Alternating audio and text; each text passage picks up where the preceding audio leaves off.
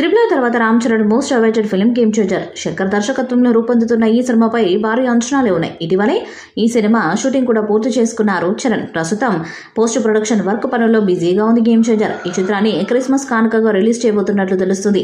ఇదిలా ఉంటే ఇటీవలే గేమ్ చేంజర్ నుంచి విడుదలైన ఫస్ట్ సింగిల్ జరగండి జరగండి మెగా ఫ్యాన్స్ ను అలరించింది. ఇక ఈ పాట గురించి లిరిసిస్ట్ అనంత శ్రీరామ్ ఆసక్తికర కామెంట్స్ చేశారు. ఒకరి దృష్టిని ఆకర్షిస్తుంది అంటే అది గొప్ప హిట్ అయినట్లే.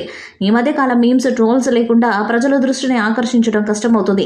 అన్ని మీమ్స్, ట్రోల్స్ వచ్చాయంటే ప్రజల నుంచి విజయం వచ్చినట్లే అని అర్థమవుతుంది. అలాగే గేమ్ చేంజర్ నుంచి next Ram Charan intro song కూడా ఉండబోతుందని తెలిపారు. ఈ పాట అద్భుతంగా ఉంటుందని తెలిపారు. ఇక రామ్ చరణ్, శంకర్ కాంబినేషన్లో రాబోతున్న గేమ్ చేంజర్ సినిమాపై భారీ అంచనాలే నెలకొని ఉన్నాయి.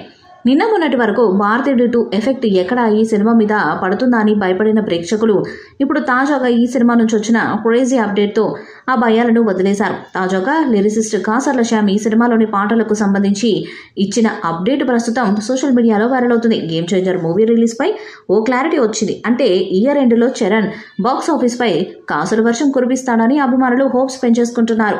అలాగే మూవీలోని సాంగ్స్ విషయంలో తమనిచ్చిన అప్డేట్స్ కూడా బాగానే వైరల్ అయ్యాయి. ఈ సినిమాలో మొత్తం 7 పాటలు ఉన్నాయని ఆల్రెడీ చెప్పేశారు. అయితే ఇప్పుడు వచ్చిన లేటెస్ట్ సాంగ్ అప్డేట్ మాత్రం చాలా వైరల్ అవుతుంది.